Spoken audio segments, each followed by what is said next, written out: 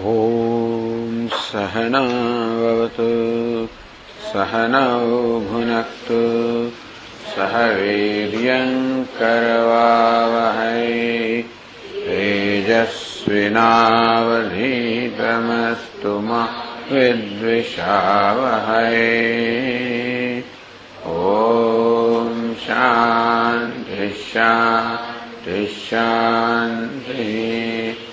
ॐ पूर्णमदः पूर्णमिदं पूर्णात् पूर्णमुदच्यते पूर्णस्य पूर्णमादाय पूर्णमेवावशिष्यते। ॐ शान्ति शान्ति शान्तिः।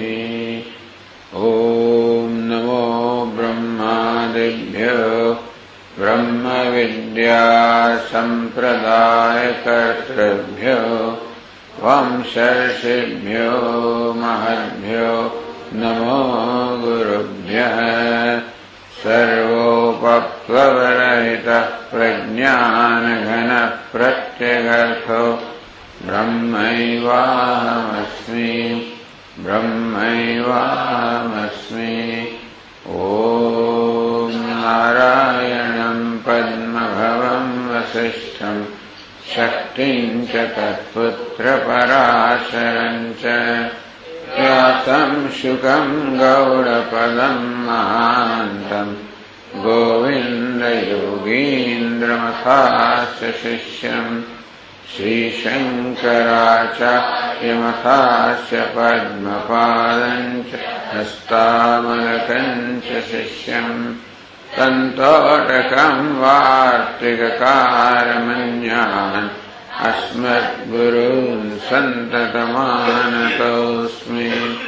श्रुतिस्मृतिपुराणानाम् आलयं करुणालयं नमामि भगवत्पादं शङ्करं लोकशङ्करं शङ्करं शङ्कराचार्यं केशवं बादरायणं सूत्रभाष्यकृतौ वन्दे भगवन्तौ पुनः पुनः। ईश्वरो गुरुरात्मेति मूर्तिभेदविभागिने व्योमवद्व्याप्तदेहाय दक्षिणामूर्तये नमः। जो 98 પાના પર પાદનોદમાં છે કંડિકાઓ આપેલી છે. દ્વે વાવ બ્રહ્મણ રૂપે મૂર્તં ચૈવ મૂર્તં ચ મર્ત્યં ચામૃતં ચ સ્થિતં ચ યચ્ચ સચ્ચત્યચ્ચ. આમ બ્રહ્મના બે રૂપ છે, મૂર્ત અને અમૂર્ત, એટલે સાકાર અને આકાર વગરનું. મર્ત્યમ છે અમૃતમ છે. બીજું મર્ત્ય એટલે મૃત્યુના અધીન, બીજું એક છે મર્ત્ય, બીજું અમૃત. સ્થિતમ છે યચ્ચ, એક સ્થિતિવશ છે, બીજું વ્યાપક છે.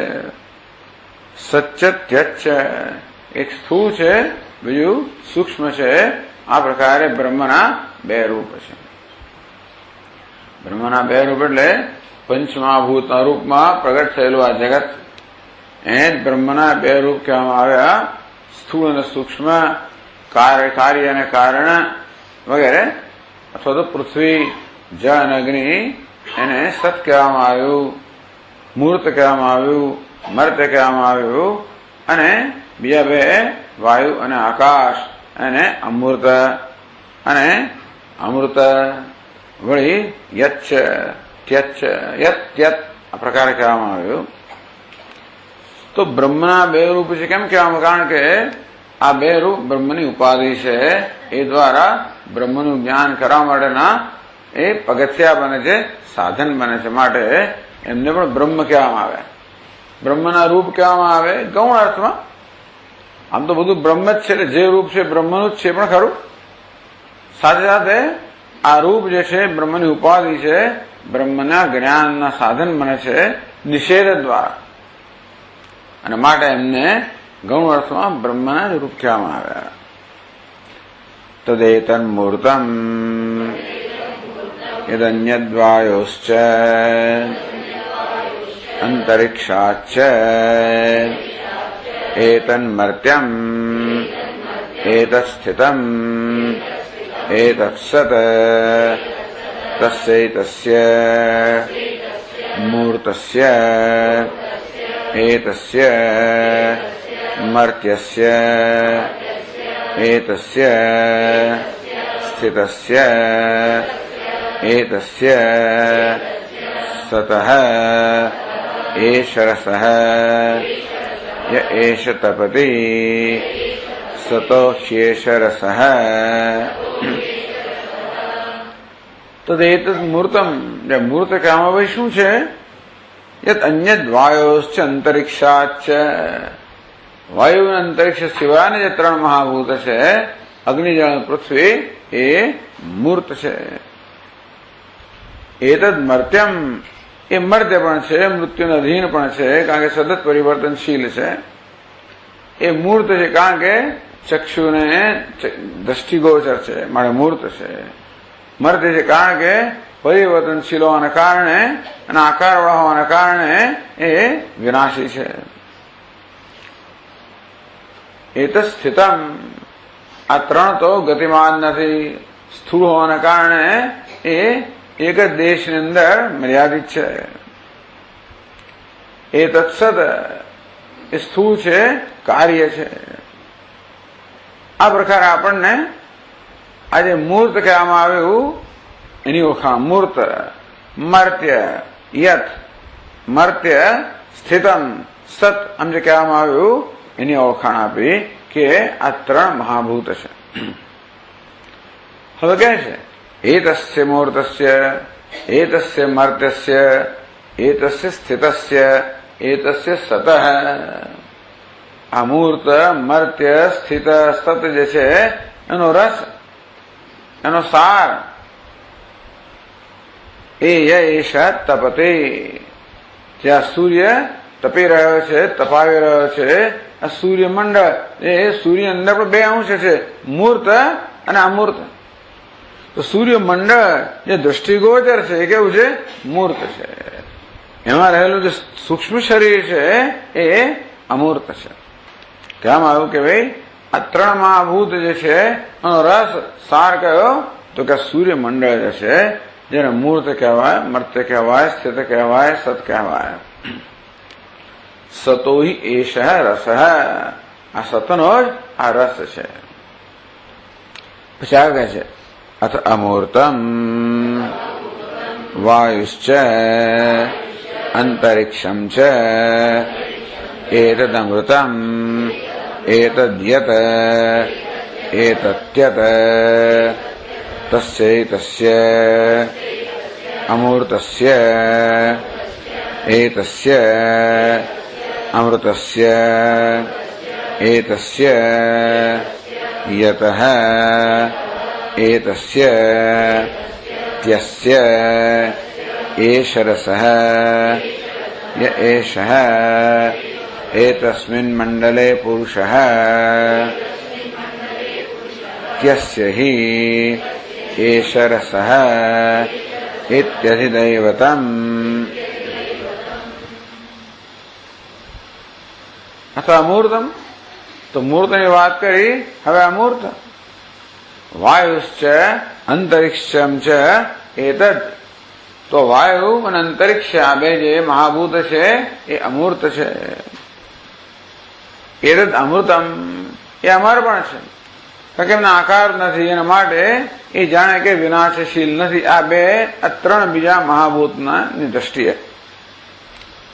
એતદ યત, એ ગતિમાન છે. એતત્યત, એ સૂક્ષ્મ છે.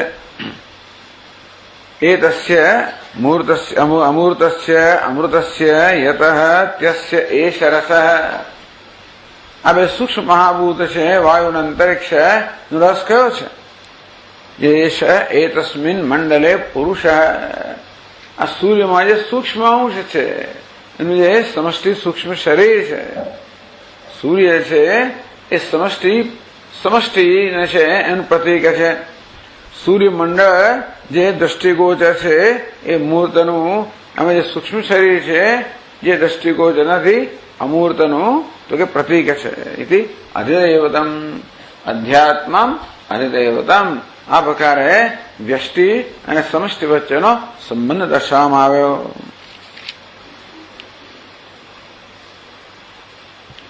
અથ અધ્યાત્મમ ઇદમેવ મૂર્તમ યદન્યત પ્રાણાચ્ચ યશ્ચાયમ અંતરાત્મન્નાકાશઃ એતન્મર્ત્યમ એતત્સ્થિતમ એતત્સત તસ્યૈતસ્ય મૂર્તસ્ય એતસ્ય મર્ત્યસ્ય એતસ્ય સ્થિતસ્ય એતસ્ય સતઃ એષ રસઃ યચ્ચક્ષુઃ સતો હિ યેષ રસઃ.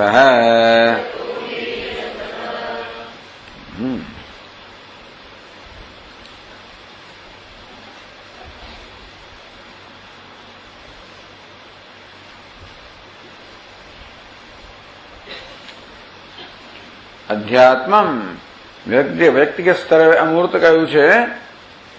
યદ અન્યત પ્રાણ મૂર્ત યદ અન્યત પ્રાણાચ યશ્ચાયમ અંતરાત્મન આકાશ. વ્યક્તિગત સ્તરે પ્રાણ આકાશ છે, અન્ય જે ત્રણ મહાભૂત છે વળી એ જ અગ્નિ જળ અને પૃથ્વી જેમાં સ્થૂળ શરીર બનેલું છે. એતદ મર્ત્યમ એતદ સ્થિતમ એતદ સત. આ મર્ત્ય છે, જન્મ મૃત્યુના અધીન છે. એ વળી પાછું કેવું છે? સ્થિત છે, ગતિમાન નથી, એ સ્થૂળ છે. તસ્ય મૂર્તસ્ય.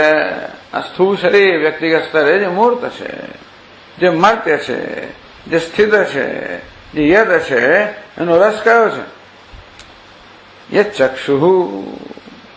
આ ચક્ષુ જે ગોલક છે એ આ સ્થૂળ શરીરનો રસ છે. સતો હિ એષ રસ. આ સતનો સ્થૂળનો રસ છે. પછી આગળ કહે છે અથ અમૂર્તમ પ્રાણશ્ચ યશ્ચાયમ અંતરાત્મન્નાકાશઃ એતદમૃતમ એતદ્યત એતત્યત તસ્યૈતસ્ય અમૂર્તસ્ય એતસ્ય અમૃતસ્ય એતસ્ય યતઃ એતસ્ય ત્યસ્ય એષ રસઃ યોયમ દક્ષિણેક્ષન પુરુષઃ તસ્ય હિ એષ રસઃ. વ્યક્તિગત સ્તરે અમૂર્ત કોણ છે? પ્રાણશ્ચ યશ્ચાયમ અંતરાત્મન આકાશ. અને જે પ્રાણ છે અને અંદર જે આકાશ છે એ આ વ્યક્તિગત સ્તરે અમૂર્ત છે. એ અમૂર્તનો રસ કયો છે? યોયમ દક્ષિણે અક્ષન પુરુષ.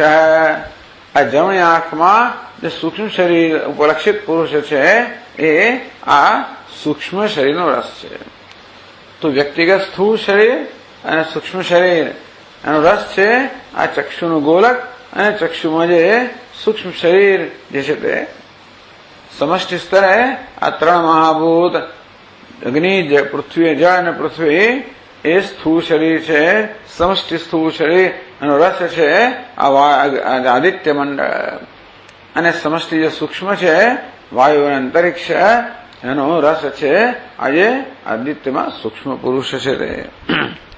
જેને હિરણ્યગર્ભ કહેવામાં આવ્યો. વિરાટ અને હિરણ્યગર્ભ સ્થૂળ શરીર અને સૂક્ષ્મ શરીર.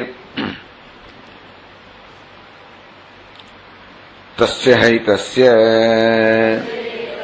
પુરુષસ્ય રૂપમ યથા મહારજનમ વાસઃ યથા પાંડવાવિકમ યથા ઇન્દ્રગોપઃ યથા અગ્ન્યર્ચિઃ યથા પુંડરીકમ યથા સકૃદ્વિદ્યુત્તમ સકૃદ્વિદ્યુત્તેવ. ચાલો આમાં નથી આપ્યું તો તસ્ય એતસ્ય પુરુષસ્ય રૂપમ.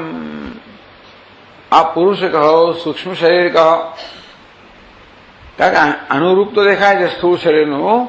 આ સૂક્ષ્મ રૂપ દેખાય માટે આપણને એની ઓળખ આપે છે. એતસ્ય પુરુષસ્ય રૂપમ, જે સૂક્ષ્મ શરીર છે એનું રૂપ કે છે. રંગ યથા મહારજનમ વાસ, જાણે કે હળદરમાં બોળેલું વસ્ત્ર જે લાલ હોય એવું. યથા પાંડવાવિકમ, જેવું કે પાંડુ આવિકમ, કોઈ સફેદ ઘેટાનું ઊન એનું વસ્ત્ર હોય. યથા ઇન્દ્રગોપ, ચોમાસામાં જે લાલ કીડો હોય તો કે આ સૂક્ષ્મ શરીર જે પુરુષ છે તેના જાત જાતના રંગ છે. જાણે કે લાલ પીળા વસ્ત્ર જેવું, જાણે કે સફેદ ઊન જેવું, જાણે કે લાલ પેલા કીડા જેવું. યથા અગ્ન્યર્ચિઃ, જાણે કે અગ્નિની જ્વાળા જેવું. યથા પુંડરીકમ, જાણે કે સફેદ કમળ જેવું. યથા સકૃત વિદ્યુત્તમ, જાણે કે વીજળી એકવાર ચમકવા જેવું. આવા રૂપ છે બધા. એ અત્યારે ગ્રંથકાર સમજાવી રહ્યા છે.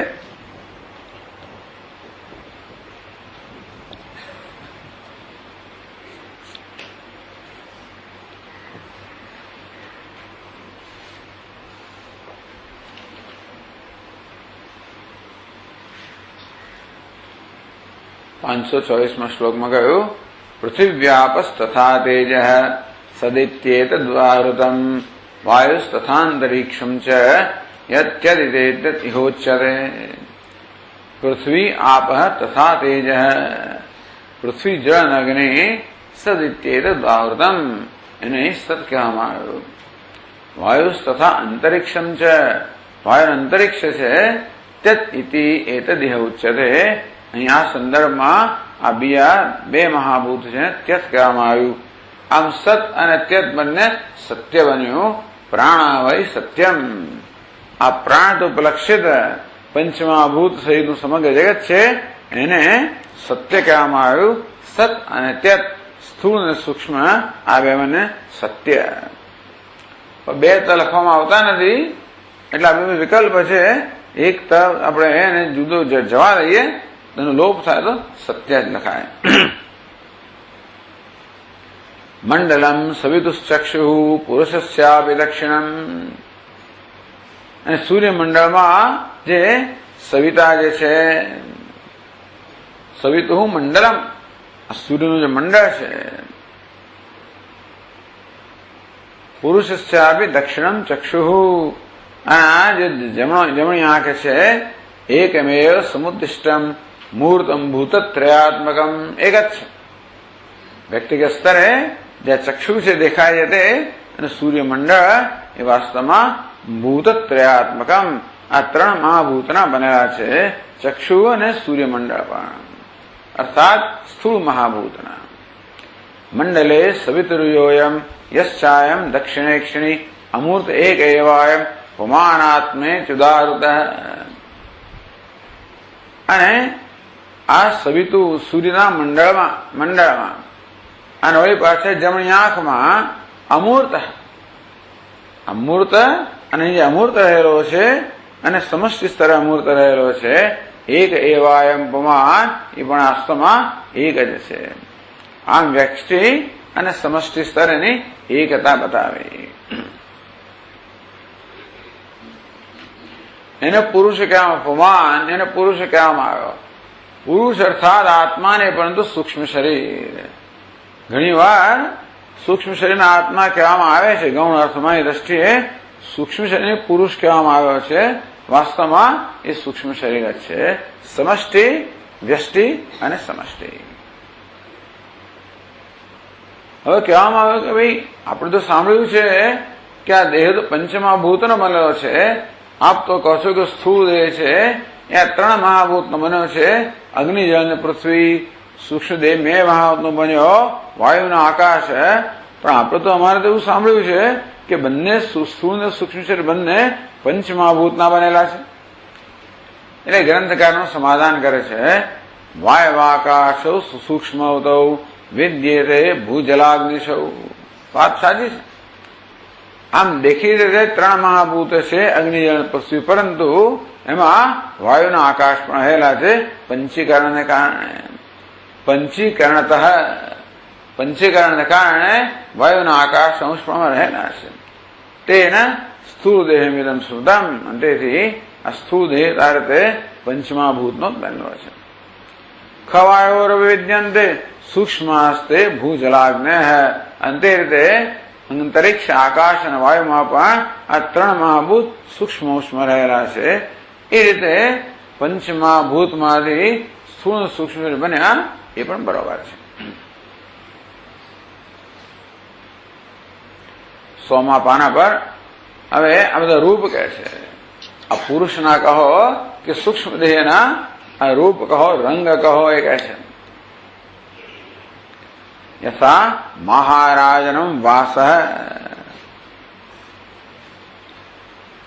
એટલે કહ્યું 529મા શ્લોકમાં, સૂક્ષ્મ દેહસ્ય રૂપાણી વાસના જાન્યનેકશ. આ સૂક્ષ્મ દેહના રંગ તો અનેક છે, કારણ કે પરિવર્તનશીલ છે ને. પેલા સ્થૂળ દેહના બહુ રંગ ના કહેવાય, કારણ કે એ તો સ્થિર છે, ગતિમાન નથી, ઘડાઈ ગયેલું છે, એક જ આકારનું છે, એક જ રંગનું છે. સૂક્ષ્મ શરીર તો ઘડાયેલું નથી, પણ એના આકાર બદલાયા જ કરે છે. સ્થૂળ દેહના આકાર બદલાયા કરતા નથી. સૂક્ષ્મ દેહના મનના, અંતઃકરણના આકારો, વિચારો બદલાયા જ કરે છે. એ વૃત્તિઓ અનેક બધા રૂપની છે. માના કેટલાક રૂપ દૃષ્ટાંત તરીકે અહીં આપવામાં આવ્યા. સૂક્ષ્મ દેહ સ્વરૂપાણી વાસના જાની અનેકશ. અનેક બધી વાસનાઓ છે. આ પ્રત્યેક વિચાર જે વૃત્તિ જન્મે છે એના જન્મતા પહેલાની સૂક્ષ્મ અવસ્થાને વાસના કહેવામાં આવે છે. વાસના એટલે આ વિચાર કે વૃત્તિની સૂક્ષ્મ અવસ્થા. અને વિચાર જે છે એ સ્થૂળ અવસ્થા છે, વાસના એ જ વસ્તુની સૂક્ષ્મ અવસ્થા છે. માટે એ અનેક વાસનાઓ બધી આપણા અંતઃકરણમાં ભરેલી છે. સંસ્કાર કહો, સૂક્ષ્મ અવસ્થાઓ કહો, જે પૂર્વ કર્મના પરિણામ રૂપ છે. અને જે કોઈ વિચાર આપણાનો જન્મે એનું કારણ તો હોય જ છે. કારણ પૂર્વનું કર્મ. પૂર્વના કર્મને કારણે જે કે સંસ્કારો અંદર અહીંયા અંકિત થયેલા છે, એ સંસ્કારોને પ્રગટ અવ્યક્ત થવા માટે જયારે યોગ્ય સંજોગો ઉત્પન્ન થાય ત્યારે અંદરના સંસ્કારો વ્યક્ત થાય, એ વૃત્તિના રૂપમાં વ્યક્ત થાય, એને આપણે કહીએ વિચાર, એને રંગ કહ્યો. વિદ્યંતે કાની ચિત્તાની શક્ર વક્ષ્યામિ તે ધુના અનેકશ વિદ્યંતે. આ તો અસંખ્ય બધા રંગ છે, અસંખ્ય પ્રકારની વૃત્તિઓ છે, સતત બદલાયા કરનાર છે. પરંતુ આમાંની કેટલીક જે અગત્યની છે, હે ઇન્દ્ર, એ હું તને કહું છું. હરિદ્રા રૂષિતમ વસ્ત્રમ યાદૃશમ તાદૃશ પુમાન ક્વાપી ક્વાપી ભવેત. ક્યારેક લાલ પીળો થઈ જાય ને માણસ, આપણે કહેતા લાલ પીળો થઈ ગયો, અંદર મન લાલ પીળું થઈ ગયું. હવે લાલ પીળું જ આવે અહીંયા આગળ. એટલે કહ્યું ને મહારાજનમ વાસ. હરિદ્રા રૂષિતમ વસ્ત્રમ, હળદની અંદર વસ્ત્રને રંગવામાં આવે. ક્વાપી તાદૃશ પુમાન ભવેત. ક્યારેક આવો બની જતો હોય છે.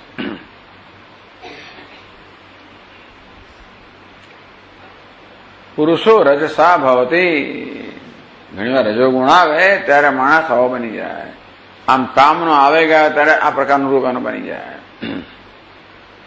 ક્વાપી ભવે સ્વયં યથા શ્વેતોત્ર કંબલ, ક્યારેક વળી સફેદ કામળા જેવો બની જાય.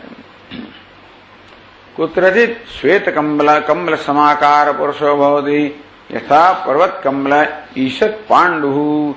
આ પહાડોના પેલા જે ઘેટાઓમાંથી જે આ લોકો બનાવે છે કામળાઓ, એમાં થોડું થોડું સફેદ રંગની ઝાંખ દેખાય. તદ્વત સત્વેન શ્રદ્ધાદિમાન, આમ થોડી થોડો સફેદની ઝાંખ દેખાય. એ શું છે? એ સત્વગુણ છે. બાકી રજોગુણ એટલે ક્યારેક રજોગુણ હોય, ક્યારેક રજોગુણમાં થોડો સત્વગુણ મળેલો હોય. અને ત્યારે શ્રદ્ધાદિમાન, ક્યારેક શ્રદ્ધારૂપી સત્વગુણની સાથે સાથે રોષાદિમાન આપી. શ્રદ્ધા અને રોષ બંને સાથે જઈ શકે. શ્રદ્ધા રોષ જન્માવે ઘણી વાર. શ્રદ્ધા માણસને જનૂની બનાવે એટલે રોષ પણ જન્માવે. એટલે આવો બની જાય માણસ. ઇન્દ્રગોપો યથા રક્ત તથા કાપી ભવેત પુમાન, ક્યારેક આ પુમાન, આ સૂક્ષ્મ શરીર જે છે, ઇન્દ્રગોપો યથા રક્ત, ઇન્દ્રગોપ નામનું જીવડું આ ચોમાસામાં જે લાલ હોય છે તેવી રીતે ક્યારેક આ માણસ લાલ બની જાય. ક્યારેક પીળો બને, ક્યારેક લાલ બને, ક્યારેક લાલ પીળો બને, ક્યારેક સફેદ બને, ક્યારેક લાલ સફેદ બને, સફેદ લાલ બને.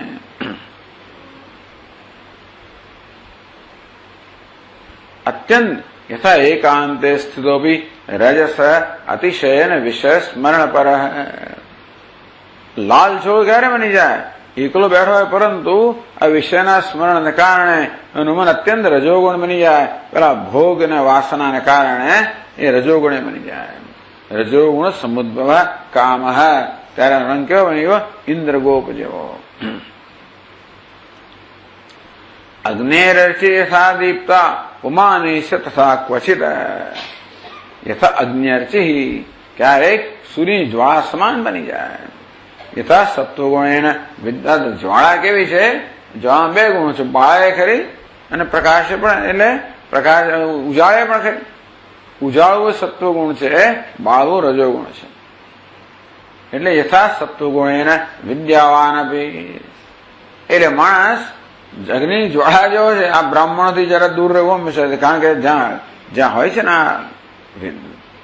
જ્ઞાન કે વિદ્વત્તા હોય ત્યાં સત્વગુણ વિદ્યાવાન અપી. વિદ્યાવાન એટલે સત્વગુણ તો હોય તો જ વિદ્યા પ્રાપ્ત થાય. ઈર્ષ્યાદિના પરેશાન દુઃખ કરે, પરંતુ પછી ઈર્ષ્યા પૈસા રહેવા નહીં. આ બધું આવે એટલે પેલો વધારે છે ને પેલો ઓછો છે ને, તેથી ઈર્ષ્યા પરેશાન દુઃખ કરે. એટલે પેલો અગ્નિ જેમ બીજાઓને દજાડે ને, તેમાં વિદ્વાન પણ દજાડે. એટલે આવું કહેવામાં આવ્યું, અગ્નિની જ્વાળા સમાન. હવે 101 પાના પરથી આગળ કહે છે, યથા પુંડરીકમ યથા સકૃત વિદ્યુત્તમ, એ વાત કહે છે. સિતાંભોજમ યથા શુભ્રમ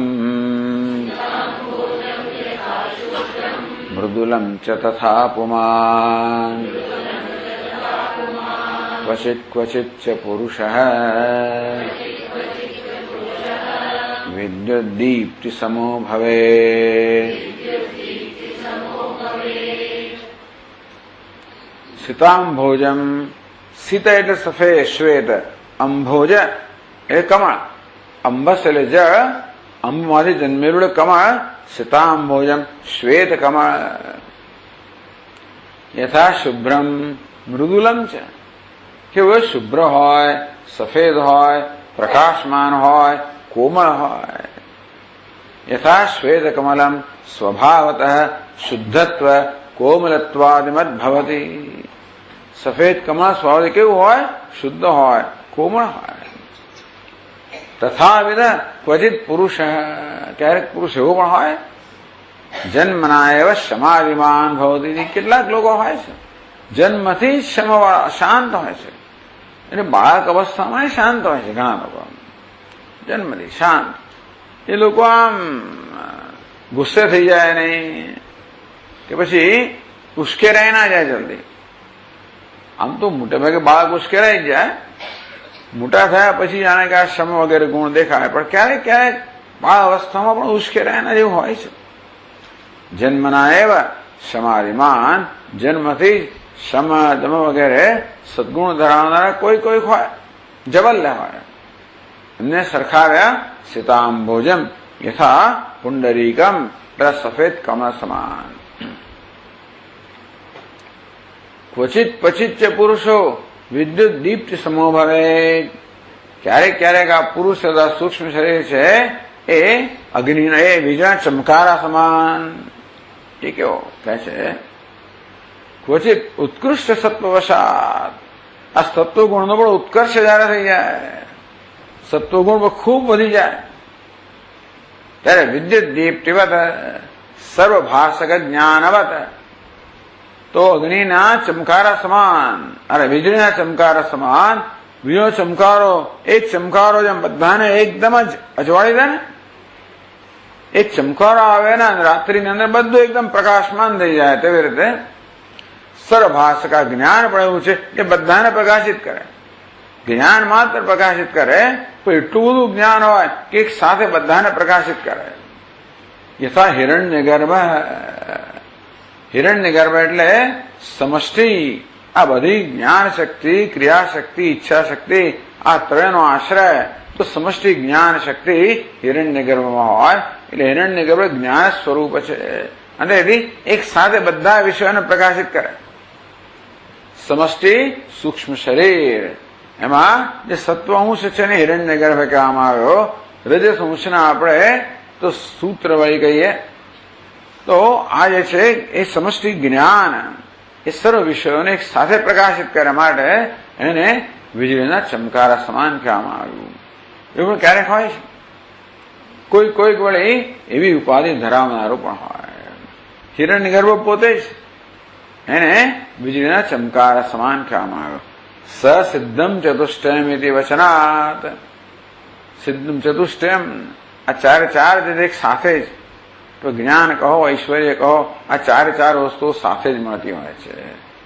ધર્મ કહો, યશ કહો, આ ચારે ચાર જન્મથી, કારણ કે પૂર્વની સાધનાના પરિણામે તો આવા હિરણ્ય ગર્ભ જેવાને વીજળીના ચમકારા સાથે સરખાવવામાં આવ્યા.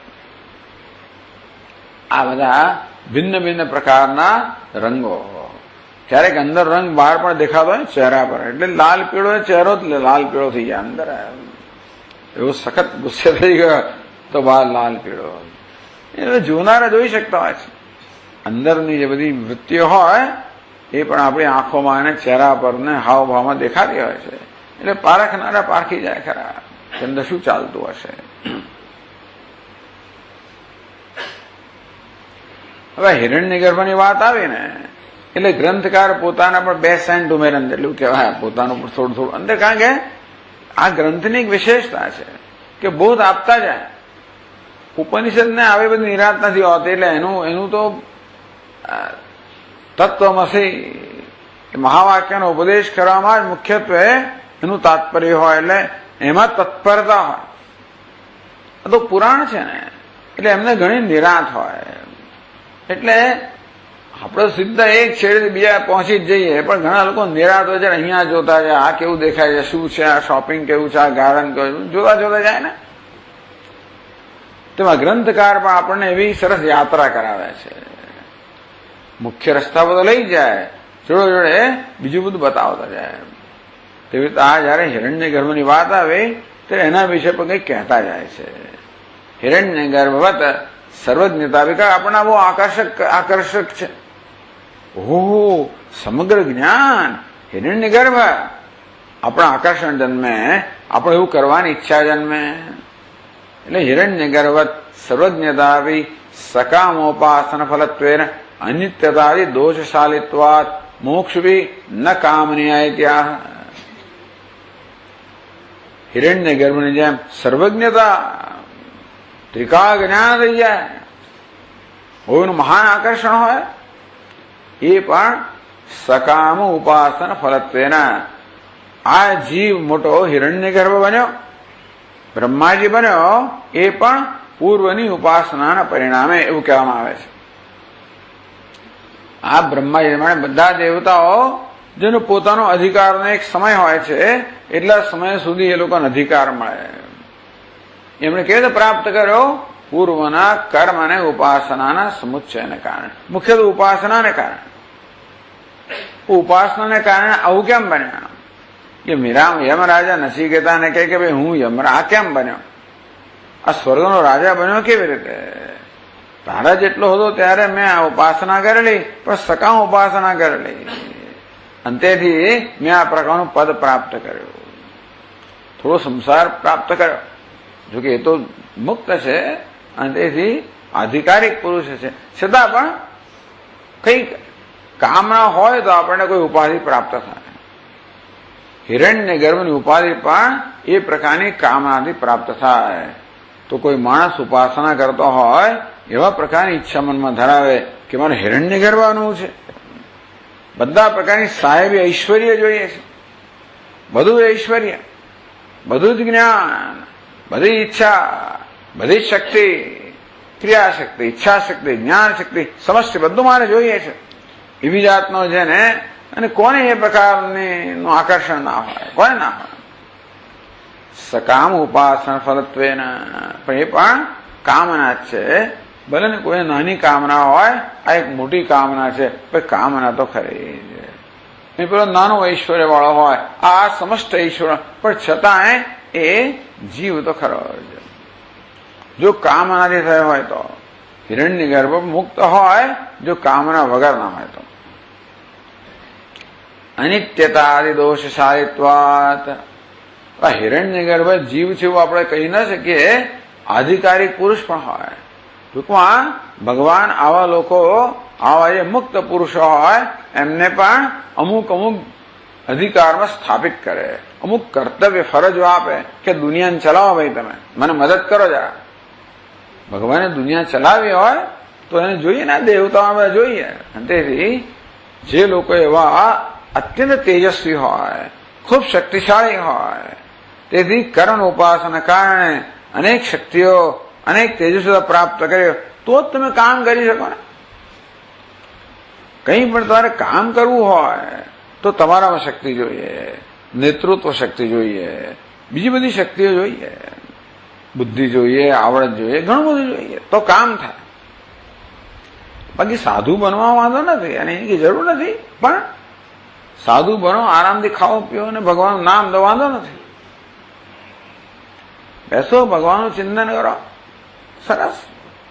વેદાંત વાક્યેષુ સદા રમંત, ભિક્ષાન્ન માત્રેણ તુષ્ટિમંત, અશોકવંત, કરુણૈકવંત. વેદાંત વાક્યમાં રમણ કરનારા છે, ભિક્ષાન્નથી તુષ્ટ છે, કઈ વાંધો નથી. પણ એ બહુ કામમાં ના લાગે, એ લોકોને બહુ કામમાં ના લાગે. કામમાં કોણ લાગે? જેનો કંઈક શક્તિઓ હોય. એટલે ભગવાન એવા પણ જોઈએ ને, આવા પણ જોઈએ, બધાને શીખવાડે, બરાબર છે, પણ પેલા પણ જોઈએ જે જરા આ દુનિયાને ચલાવે. એટલે ભગવાન એમને પસંદ કરે અને આધિકારિક પુરુષ કહેવાય છે. મુક્ત છતાં પણ ભગવાન એમને અધિકાર આપ્યો કે ભાઈ તમે આ મારું કામ કરો. એ હિરણ્ય ગર્ભ આધિકારિક પુરુષ હોઈ શકે જેમને આ પ્રકારનું કામ સોંપવામાં આવ્યું હોય, પણ એની શક્તિઓ જે આકર્ષિત ના થયો, એ જ કહેવા માંગે છે અહીંયા. આ શક્તિઓ બધી છે છેવટે ભગવાન આપે અથવા તો કામનાથી પ્રાપ્ત થાય. એટલે એની શક્તિઓથી આપણે આકર્ષિત થઈએ તો એવી ઈચ્છા કરીએ તો પછી એ કેવું છે? સકામ ઉપાસના ફલત્વે. તો પછી આપણે કામના સહિતની ઉપાસના કરીએ તો એવી શક્તિઓ મળે, ઐશ્વર્ય મળે. અનિત્યતાથી દોષશાલિત્વાત, પણ એ બધી છેવટ અનિત્ય છે. અને તેથી તદ વૈરાગ્યમ જિહાસાયા દર્શન શ્રવણાદિભિ દેહાદિ બ્રહ્મ પર્યંતે અનિત્યે ભોગ્ય વસ્તુની. આ દેહથી જે ભોગ થાય અને બ્રહ્માજીના દેહથી ભોગ થાય, આ બધું અનિત્ય છે. મુમુક્ષુભિ ન કામનીય, માટે એ શક્તિઓનું પણ આ મુમુક્ષુએ કામના ના કરવી જોઈએ. મુમુક્ષુના હૃદયમાં કામના આવી એટલે પૂરી થવાની, એટલે પછી અટક્યો. જ્યાં સુધી પૂરું ના થાય ત્યાં સુધી પછી અટક્યો. મુમુક્ષુ છે એટલે સાત્વિકતા હોય, પણ કામના કરી એ કામના પૂરી થઈ સ્વામી જે ઈચ્છું એ પૂરું થાય એટલે ઈચ્છી છે જ નહીં, એટલે આને તો ગયો પૂરું થયું એટલે પછી અટક્યો. જ્યાં સુધી ભોગવાય ને તો અટકવું પડે ને પાછું. પછી કામ ના આવે પછી ભોગવા અટકવું પડે. એટલે ન કામની આ કામનાથી અત્યંત મુક્ત રહો એ વાત કરે છે. એટલે આ જોડે જોડે કહેતા જાય આ ગ્રંથકાર જોડે જોડે આપણા કહેતા જાય છે 533માં શ્લોકમાં વિદ્યુદ્દીપ્તિ સમાના શ્રી અસ્ય પુંસૌપાસનાદ રાગિણો જાયતે શક્ર રાગશસ્તો ન કર્હિચિત.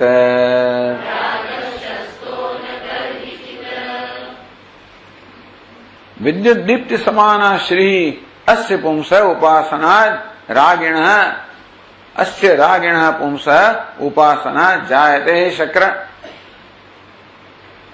કહે છે કે હે શક્ર આ રાગિણ પુરુષસ્ય સકામસ્ય પુંસ ગમે તેલો મહાન હોય પણ કામના આવે એટલે પછી એની મહાનતાને થોડું કલંક લાગ્યું તો ખરું, દૂષિત થઈ, કલંક ને દૂષિત થઈ ગઈ. કામના બધી વસ્તુને દૂષિત કરનારી છે. ભગવાન એ છોડવાનું કહે છે, અઘરી વસ્તુ છોડવાની. છતાં મા ફલેશુ કદાચન ફળની કામના રાખીને કર્મ ના કરે. કર્મણ્યવાધિકાર હસ્તે કર્મ કરવું એ તારું કર્તવ્ય છે, ફળની કામના કરવી નહીં. બહુ સરળ વસ્તુ છે. સિદ્ધ સિદ્ધ્યો સમો ભૂત્વા કામ કરતા પહેલા મનમાં નિર્ણય કરી લેવે. સિદ્ધ સિદ્ધ્યો સમો ભૂત્વા કે સફળતા અને નિષ્ફળતા બંને મારા વડે સમાન છે. એ પહેલેથી આ થવું છે, પછી પરિણામ આવે પછી નહીં. સિદ્ધ સિદ્ધ્યો સમો ભૂત્વા યોગસ્થ કુરુ કર્માણી સંગમ ત્યક્ત્વા ધનંજય સિદ્ધ સિદ્ધ્યો સમો ભૂત્વા. સિદ્ધિ અને અસિદ્ધિ, સફળતા અને નિષ્ફળતા આ બંને પ્રત્યે સમાન ભાવ રાખ, પછી કામ કર. સુખ દુઃખે સમય કૃત્વા લાભાલાભો જયા જયો તતો યુદ્ધા યુજ્યસ્વ. પહેલા મનમાં સુખ દુઃખ, લાભ લાભ, જય પરાજય આ બધું પહેલા સમાન કર. તતો યુદ્ધાય પછી નહીતર તો પાપ ને બાકી પાપ લાગવાનું જ છે, બંધાવાનું જ છે. યજ્ઞાર્થાત કર્મણોન્યત્ર લોકોયમ કર્મ બંધન. એ સિવાય કર્મ કરીશ નૈવમ પાપમ વાપસી. આ પ્રકારે તું કર્મ કરીશ તો તને પાપ એટલે બંધન નહીં થાય, પાપ એટલે બંધન નહીં લાગે. બાકી તો બંધાવાનું છે જ. એટલે આ કર્મ બાંધતું નથી. આનું કર્મનું બંધન કહે છે. કર્મ કઈ નથી બાંધતું, કશી વસ્તુ બાંધતી નથી. આ મગજ બાંધનારું છે, મન બાંધનારું છે, અને મન છોડાવનારું છે. કર્મ પ્રત્યે કયા પ્રકારની દ્રષ્ટિ છે, કર્મનો શું ઉપયોગ કરીએ છીએ, કર્મનો ઉપયોગ આપણે વ્યક્તિગત હેતુથી કરીએ તો લે એટલે બાંધનારું નીવડે. એટલે ભગવાન કે મારા માટે કર્મ કર. કોઈક મળે તો કરવું જ પડે. આપણે મને કીધું કોને માટે કરીએ? ભગવાન માટે. પરંતુ રાગિણ પુંસ ઉપાસના તો જે રાગ ધરાવનાર મનુષ્ય જે કંઈ કરે, અત્યંત સમર્થ મનુષ્ય હોય, ખૂબ બધા સમર્થ કાર્યો કરતો હોય, ઉપાસનાઓ કરતો હોય, પણ એનું પરિણામ તો છેવટે આ પ્રકારની શ્રી અર્થાત આવા ઐશ્વર્યમાં પરિણમે. વિદ્યુત દીપ્તિ સમાના શ્રી, સામાન્ય પણ ઐશ્વર્ય નહીં તો વીજળીના ચમકારા સમાન એવો ઐશ્વર્યને પ્રાપ્ત થાય. ये शक्कर जायते राग शस्तो न करेचित. परंतु राग काम कस्यापि विषयस्य शस्त न. આ શસ્ત શું વસ્તુ છે? શસ્ત શંસ ધાતુમાંથી આવ્યું અને એમાંથી બન્યું શસ્ત. શંસ શસ્ત. શંસ એટલે જેની પ્રશંસા, એટલે પ્રશંસા કરવા યોગ્ય. શંસ એટલે સ્તુતિ કરવી, પ્રશંસા કરવી. શસ્ત્ર એટલે જે પ્રશંસનીય છે.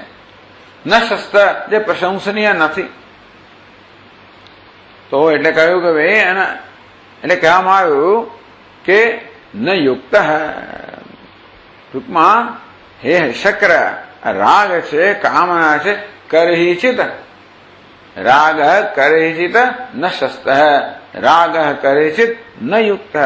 કોઈને માટે આ રાગ કહો કે કામના કહો એ ક્યારે પણ યોગ્ય નથી. કેમ યોગ્ય નથી? એટલે યોગ શાસ્ત્રમાં કહ્યું વિવેકીનસ્તુ દુઃખમેવ, આ વિષયમાં જે સુખ પ્રાપ્ત થાય છે એ વિવેક મનુષ્ય માટે દુઃખ જ છે.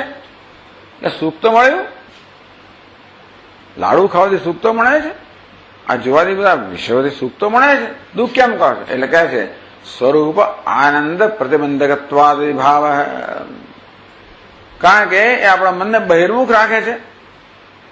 અને આ સ્વરૂપભૂત આનંદ છે એ થી આપણે વંચિત રાખે છે. જો મન અંતર્મુખ હોત તો આપણને અનંત આનંદ પ્રાપ્ત થયો હોત, પણ આ વિષય મનને બહિર્મુખ રાખે ને એ પેલા નાનું નાનું સુખ આપીને લલચાવે છે ખરો, પણ આપણને અનંત સુખથી વંચિત રાખે છે. અને માટે ન શસ્ત્ર ન યોગ્ય, કોઈ વસ્તુની કામના કરવી યોગ્ય નથી. એ કામના પૂરી થશે?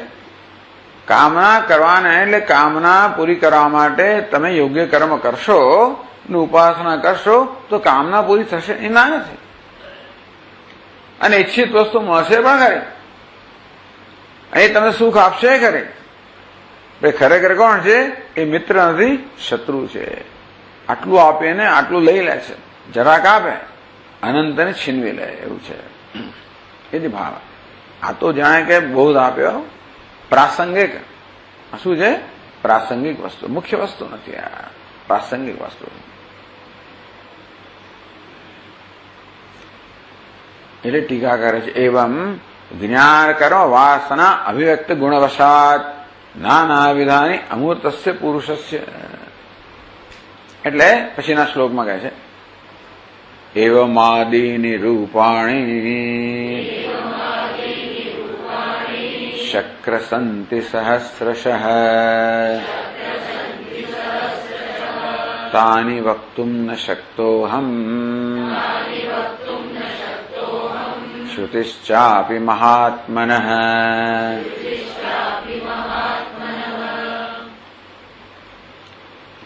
એવમ આદિની રૂપાણી શક્ર, હે ઇન્દ્ર, એવમ આદિની, આ બધા જે વર્ણન કર્યું એટલે કહ્યું ટીકા એવમ જ્ઞાન કર્મ વાસના અભિવ્યક્ત ગુણવશાદ.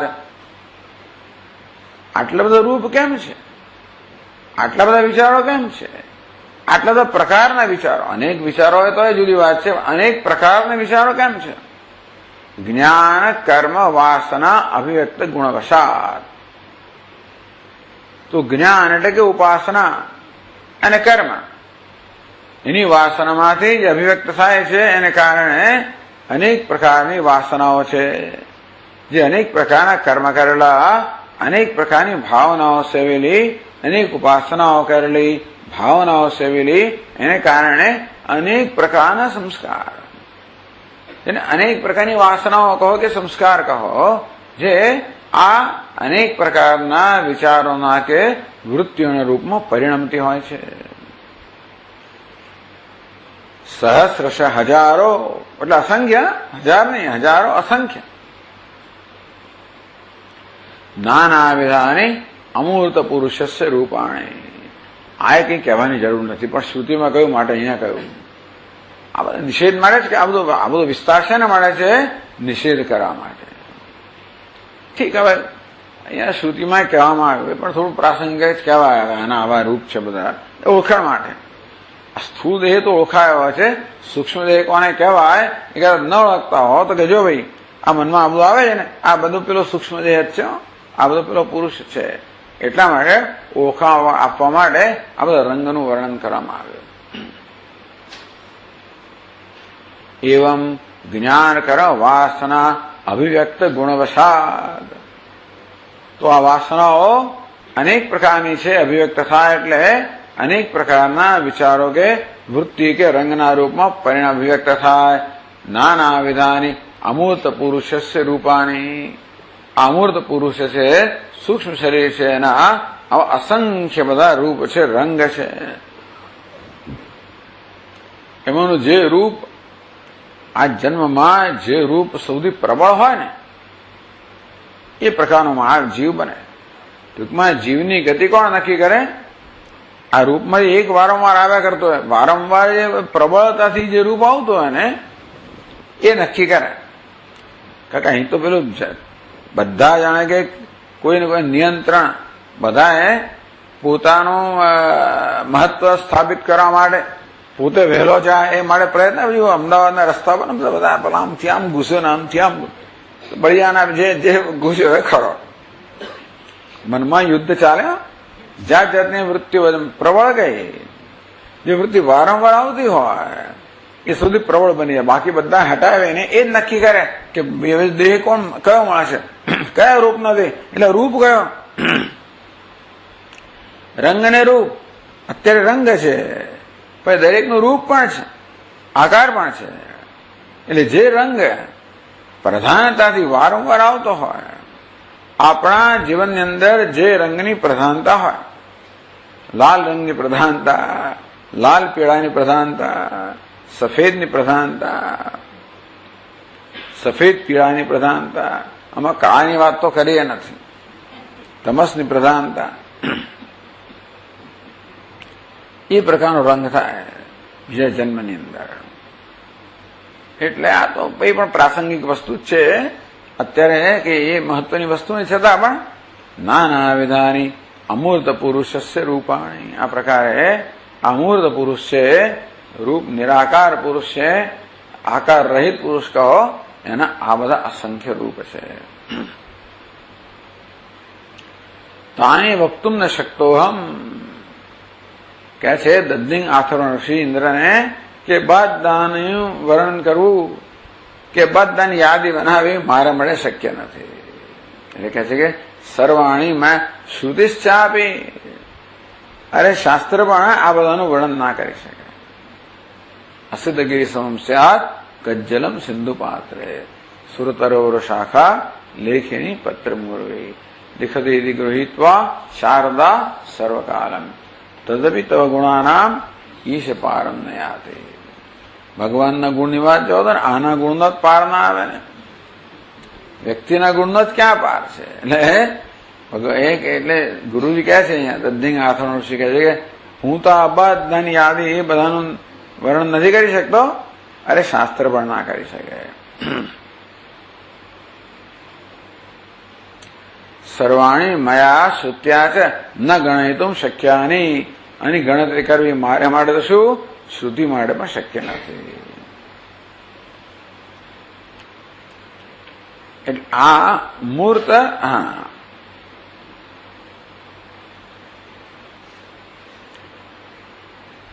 એવં વર્ણિતસ્ય રૂપદ્વયસ્ય નિષેધ યોગ્યતામ સ્ફુટયન. આ બધું વિસ્તારિત વર્ણન છે ને આપણે કરવામાં આવ્યું અપવાદ માટે. આ શેનું વર્ણન થયું? અધ્યારોપનું વર્ણન થયું. ટૂંકમાં જગત શું છે? આ સમષ્ટિ અને વ્યષ્ટિ સ્તરે શું છે? ઉપાધિ અધ્યારોપ છે. અને આપણે બરોબર ઓળખી શકીએ માટે આ પ્રકાર વર્ણન કરવાનું, જેથી આપણે બરોબર જાણીએ કે ઉપાધિ કઈ છે. ભાઈ આ વ્યષ્ટિ સ્તરે ઉપાધિ કઈ છે? આ સ્થૂળ ને સૂક્ષ્મ શરીર. સમષ્ટિ સ્તરે કઈ છે? એ સ્થૂળ ને સૂક્ષ્મ શરીર. અને એનું વ્યવસ્થિત વર્ણન કરવામાં આવ્યું, જેથી આપણે બરોબર કોઈ પ્રકારની ભૂલ કર્યા વગર એને ઓળખી શકીએ. કારણ કે એનો નિષેધ કરવાનો છે ને, તો કે રહી જવું ના જાય ને પાછું. નકાર તે વખતે કશું રહી ના જવું જોઈએ.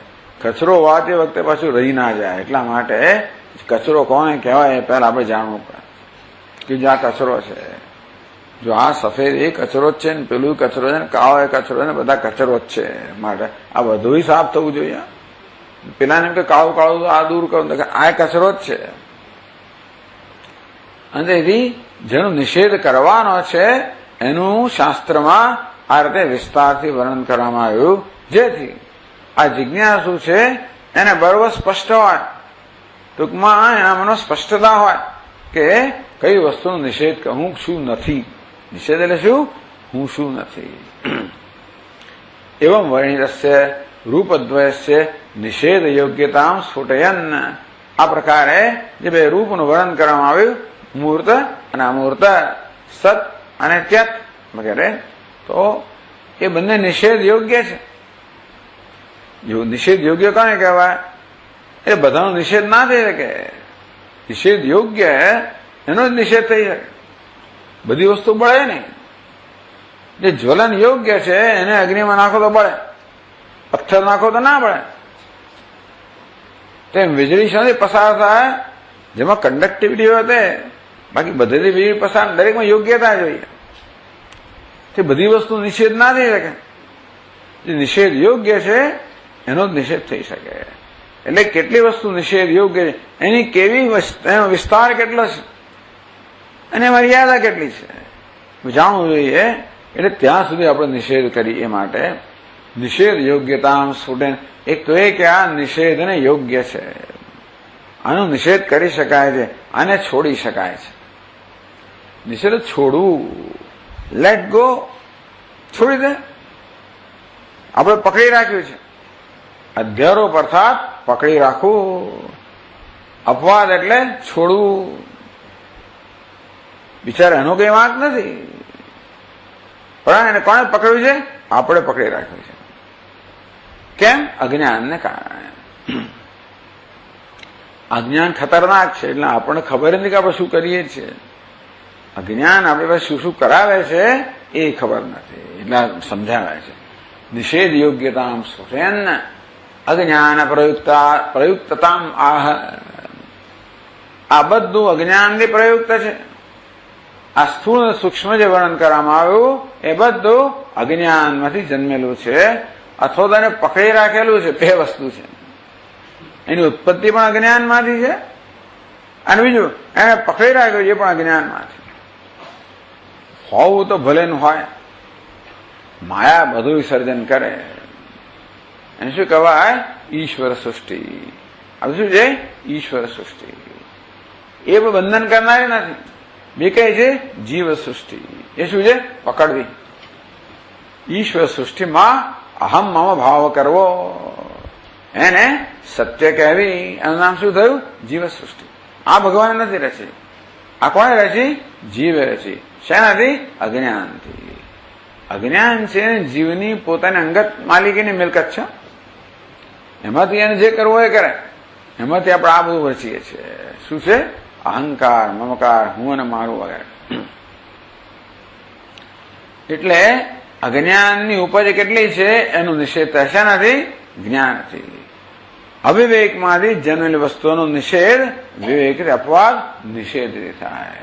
આપણા જન્મમાં અવિવેક છે. અવિવેક અર્થાત જે વસ્તુ જેવી છે તેના કરતા જુદી રીતે જાણવી. જે મિથ્યા હોય એને સત્ય રૂપે જાણવું, માનવું. જે અનાત્મા છે એને આત્મા રૂપે માનવો, માન્યતા. એનું નામ છે અવિવેક. રજ્જુ છે એને સર્પ રૂપે માનવો, અનાત્માને આત્મા રૂપે માનવો, મિથ્યાને સત્ય રૂપે માનવો. તો નિષેધ યોગ્યતા સ્ફુટયન. જો આ બધું આવું ભલભલી વસ્તુ, આપણો સૂર્ય તો કે હા, એ પણ ખરો. આદિત્ય મંડળ તો કે હા, એમાં જે પુરુષ તો કે હા. ત્યાં સુધી અહીંથી માળીએ ને, વ્યષ્ટિથી માળીએ ને સમજ સુધી આ બધી વસ્તુ છે એ કેવી છે? અજ્ઞાન પ્રયુક્ત છે. અજ્ઞાનમાંથી ઉપજેલી છે, અને સાથે સાથે અજ્ઞાનને કારણે એને સત્યતા આપવામાં આવે છે. અજ્ઞાન પ્રયુક્તતામ આહ. ટૂંકમાં નિષેધ કોણ થઈ છે? કઈ વસ્તુ નિષેધ યોગ્ય છે? જે અજ્ઞાનથી પ્રયુક્ત છે. એ વાત પછીના શ્લોકમાં કહે છે 535માં. અવિદ્યા કાર્યમખિલમ સ્થૂલ સૂક્ષ્માત્મકમ દ્વયમ અસ્મિન્નનુગતા વિદ્યા તંતવોત્ર પટે યથા.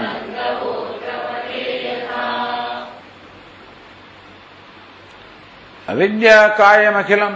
હે શક્ર, તું જાણ કે અખિલમ અવિદ્યા કાર્યમ, આ સમષ્ટિ સ્થૂળ શરીર અને સૂક્ષ્મ શરીર અને કારણ શરીર, અવિદ્યા એટલે કારણ, સ્થૂલ સૂક્ષ્મ કારણ, વ્યષ્ટિ અને સમષ્ટિ આ બધું જે છે એ અવિદ્યાનું કાર્ય છે. અખિલમ સ્થૂળ સૂક્ષ્માત્મકમ દ્વયમ, આ સમગ્ર સ્થૂળ અને સૂક્ષ્મ જે વ્યષ્ટિ સમષ્ટિના સ્તરે જે સર્વ અવિદ્યા પ્રયુક્તમ, અવિદ્યા કાર્યમ, અવિદ્યાની ઉપજ છે. કોની અવિદ્યા? ભગવાનની અવિદ્યા. આજે બધું આ ઈશ્વર સૃષ્ટિ છે એ ભગવાનની અવિદ્યાની ઉપજ, જીવ સૃષ્ટિ છે એ જીવની અવિદ્યાની ઉપજ. ભગવાનની અવિદ્યા હોય, ભગવાન પણ જાણે કે અવિદ્યા પોતાના પર ઓઢી લે. ભગવાનની અવિદ્યા કેવી? એને પોતાના પર ઓઢી લીધે, એટલે કશું કરી જ ના શકાય ને. ભગવાને પણ કશું કરવું હોય તો અવિદ્યાનો ડો કરવો પડે. ભગવાન અવિદ્યાનો ડો છે, જીવમાં અવિદ્યા સાચી છે, એ બિચારો ડો ભૂલી ગયો, માટે ખોટી વસ્તુને સાચી. પણ ઈશ્વરમાં શું છે? અવિદ્યાનો ડો છે, અવિદ્યાનો વેશ છે. એટલે એક અભિનેતા કેવો છે? એ જાણતો નથી કે હું અભિનેતા છું. બે કોણ છે? જાણે છે કે અભિનેતા છું. હવે પેલો કરોડપતિ અભિનેતા છે, એને ભિખારીનો વેશ પહેરવો હોય તો કંઈક અવિદ્યા ઓઢી લેવી પડે ને. એને ભિખારી તરીકે વર્તવું તો પડે જ ને, રડવું પડે, માર ખાવો પડે, બધું કરવું પડે. એટલે કંઈક અંશ થયો ને અવિદ્યાનો, નહીં તો કેવી થાય? ના તું મને કહેનારો તો પછી તો અભિનય થાય જ નહીં ને. એટલે તારા જો કેટલાય જોઈ લીધા એવું કહેતો એ નાટક કહેવાય જ ને. પછી એવું ઘણા લોકો એકબીજાને કહેતા કેટલાય જોઈ લીધા વગેરે વગેરે, એવું સ્ટેજ પર ના થાય. ભલે નીચે ઉતરીને ભલે કહેવું ત્યાં સ્ટેજ પર તો. એટલે એને અવિદ્યાનો અંશ, એટલે અવિદ્યા લેશ કહેવામાં આવ્યો. કેટલાક લોકોના આ ટર્મિનોલોજીનો વિરોધ છે, હોય તો ભલે, પણ આપણે સમજીએ તો વાંધો નથી. એટલે શબ્દો સામે લડો નહીં ભાઈ તમે, પણ બહુ લડાઈ થાય. અવિદ્યા લેશ કહ્યું ને આનંદગીરી વગેરે, એટલે પેલા તૂટી પડે એમ ના પડે. ચાલો, પણ આને અવિદ્યા લેશ કહેવો હોય તો કે આજે અભિનેતા છે એને અવિદ્યા લેશ સ્વીકાર્યો, એ બંધન કરનાર નથી. એટલે એને માટે પછી કઈ બાધિત અનુવૃત્તિ વગેરે, પણ કઈક અવિદ્યા ન હોય એટલે શંકરાચાર્ય મહારાજે કહ્યું અધ્યાસ ભાષ્યમાં કે અહમ ભાવ ન હોય તો કોઈ વ્યવહાર થઈ શકે નહીં. જ્ઞાની પુરુષમાં અહમ ભાવ હોય તો જ વ્યવહાર થાય, બાકી થાય જ નહીં. તેમ ભગવાનમાં અહમ ભાવ હોય તો જ એ વ્યવહાર કરી શકે, બાકી ના કરી શકે ને. સર્જન પણ એક વ્યવહાર છે. ક્યારે થાય? અહમ ભાવ થાય ત્યારે. એટલે સાંખ્ય લોકો કે સૌથી પહેલા પ્રકૃતિમાંથી શું જન્મ્યું? મહત તત્વ, સમષ્ટિ બુદ્ધિ, પછી સમષ્ટિ અહંકાર, અને પછી બધું પંચમહાભૂતના બધી ઇન્દ્રિયો વગેરે જન્મ્યું. એ સમષ્ટિ અહંકાર, એમાં અવિદ્યા નથી. એ કેવો છે? આહાર્ય. ટૂંકમાં એમણે પોતે ઓઢી લીધેલો અહંકાર, સ્વીકારી લીધેલો અહંકાર. શેના માટે? લીલા માટે. એટલે લીલા કહેવામાં આવે. તમે જાણી જોઈને કરો એને લીલા કહેવાય. તમારા મોજથી તમે ભિખારીનો વેશ લો તો લીલા કહેવાય. બાકી ભિખારી હો અને ભિખારી એ લીલા નથી. પણ ધનવાન માણસ મોજ, ચાલો ભિખારી કઈ વાંધો નહીં.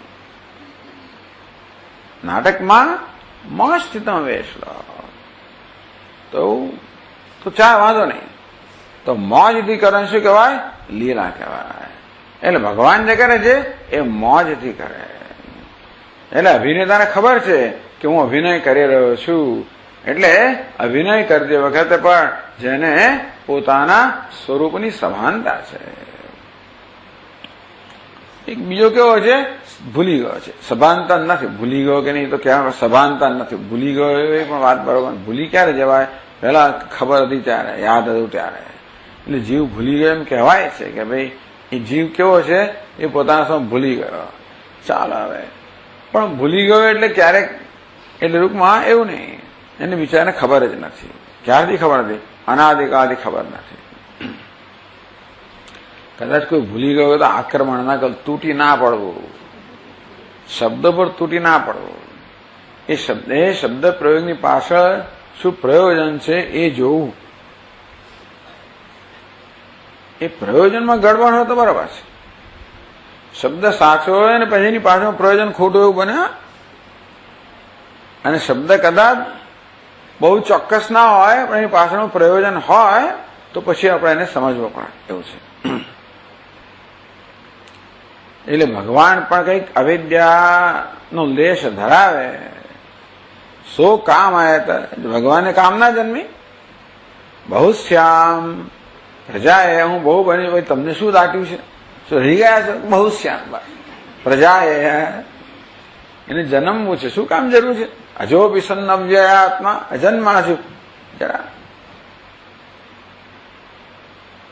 એટલે આવી રીતે છે અખિલ બ્રહ્માંડમાં એક હતું શ્રી હરિ જુજો એ રૂપ આનંદ ભાસે. પવન તું પાણી તું ભૂમિ તું ભૂધરા વૃક્ષ થઈ ફૂલી રહ્યો આકાશે. દેહમાં દેવ તું તેજમાં તત્વ તું વગેરે બધું ખરું. તો પછી શું કર્યું? આખી આ બ્રહ્માંડની રચના કરવા માટે એ પાછો શિવ થકી જીવ થયો. આ બધા રસ એના જ થાય. બીજા એટલે હું જ રસ લઉં તો રચના તો કરી બધી. અનેક રસ લેવાને એને રસ લેવાનો શોખ થયો. એ શિવ હોય તો રસ લેવાય નહીં. રસ લેવા માટે જીવ થયો તો જ આ રસ મળે. એટલે આ ભગવાન પણ એટલે આ વિદ્યા કેમ કહેવામાં આવી? ભગવાન પણ અવિદ્યા રૂપી જાણે કે અંચળો ઓઢી લે ત્યારે જ વ્યવહાર કરી શકે. કયો વ્યવહાર? આ જગતનું સર્જન કરવાનો. માટે આ ઈશ્વર સૃષ્ટિ છે પણ એને પણ અવિદ્યાની ઉપજ કહેવામાં આવી. ભગવાને શું કર્યું? આ બધા જીવોની અવિદ્યા છે ને એને પોતાના પર ઓઢી લીધી. અને તેથી બધા જીવોને બધી કામનાઓના સરવાળા રૂપે પહેલી કામના જન્મી. એમાંથી પછી આ જગત જન્મ્યું.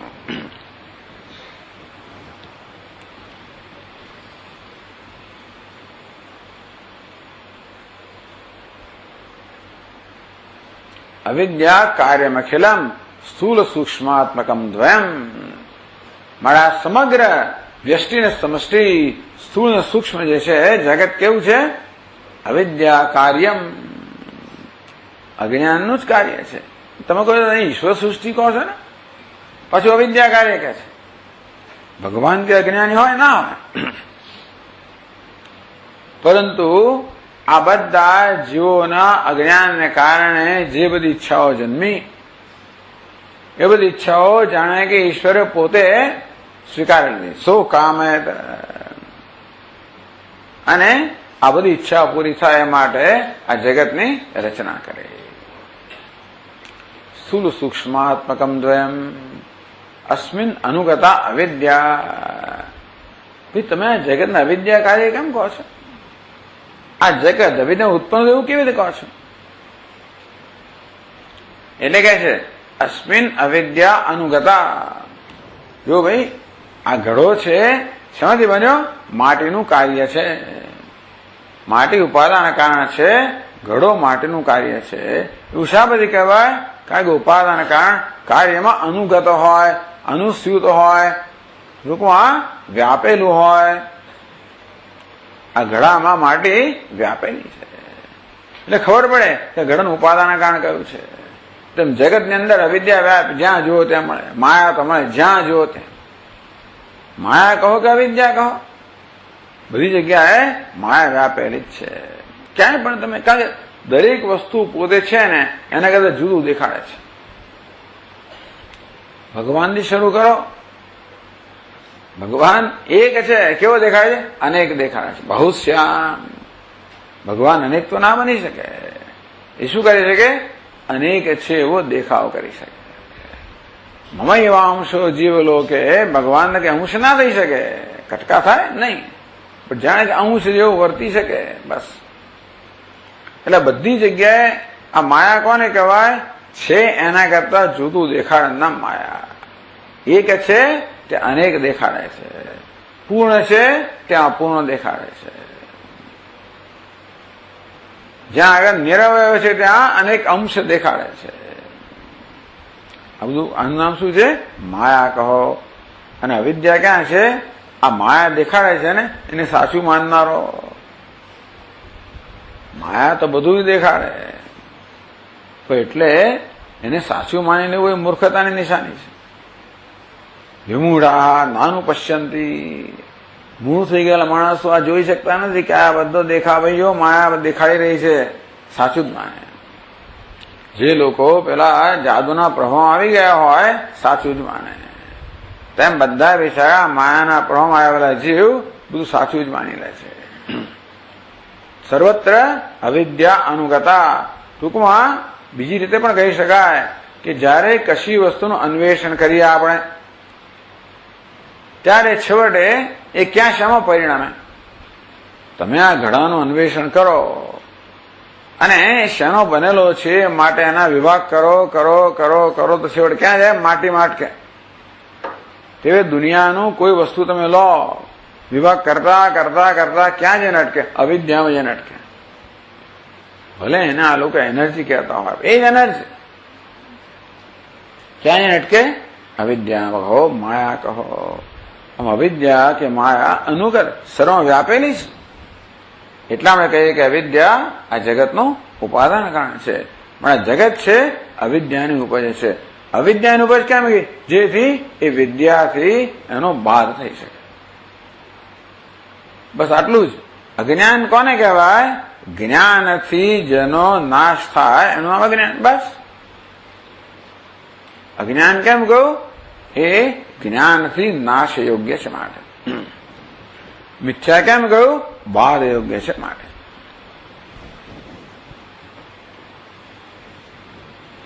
અસ્મિન દ્વે અનુગતા તાદાત્મ્યને સંબદ્ધા. એટલે કે છે અસ્મિન અનુગતા વિદ્યા. અહીં ગ્રંથકાર જો દૃષ્ટાંત આપે છે તંતુઓત્ર પટે યથા. આ તંતુ વસ્ત્ર છે ને, પટ, એમાં કઈ વસ્તુ અનુગત છે? તંતુઓ. તંતુઓ શું છે? ઉપાદાન કારણ. આ પટ શું છે? કાર્ય. તો આ પટ તંતુનો બનેલો કેમ કહેવાય? કારણ કે વસ્ત્રમાં સર્વત્ર અનુગત અનુગત છે. આ જગત તેવી રીતે અવિદ્યામાંથી બનેલું છે. કારણ કે અવિદ્યા સર્વત્ર વ્યાપેલી છે, અનુગત છે. આ રીતે આ સ્થૂળ અને સૂક્ષ્મ ઉપાધિમાંથી બનેલું સમગ્ર જગત કેવું છે? તો ઉપાધિ બાદ યોગ્ય છે. સ્થૂળ અને સૂક્ષ્મ તત્વમાંથી બનેલી આ શું છે? ઈશ્વરની ઉપાધિ છે, બ્રહ્મની ઉપાધિ છે. અજ્ઞાનની ઉપજવાના કારણે બાદ યોગ્ય છે. બસ એટલે હવે આ નેતિ માટેની બધી જે ભૂમિકા રચવામાં આવી, બાદ યોગ્યતા બતાવે પછી નેતિ એમ કહેવામાં આવે. ચાલો આવતીકાલે આપણે જોઈશું. ઓમ પૂર્ણમદ પૂર્ણમિદમ પૂર્ણાત પૂર્ણમુદચ્યતે પૂર્ણસ્ય પૂર્ણમાદાય પૂર્ણમેવાવશિષ્યતે. ઓમ શાંતિ શાંતિ શાંતિ. શંકરં શંકરાચાર્યં કેશવં બાદરાયણં સૂત્રભાષ્યકૃતૌ વંદે ભગવन्तૌ પુનઃ પુનઃ. ઈશ્વરો ગુરુરાત્મેતિ મૂર્તિભેદવિભાગિને વ્યોમવદ્વ્યાપ્તદેહાય દક્ષિણામૂર્તયે નમઃ. ઓમ શાંતિ શાંતિ શાંતિ. હરિ ઓમ. શ્રી ગુરુભ્યો નમઃ. હરિ ઓમ.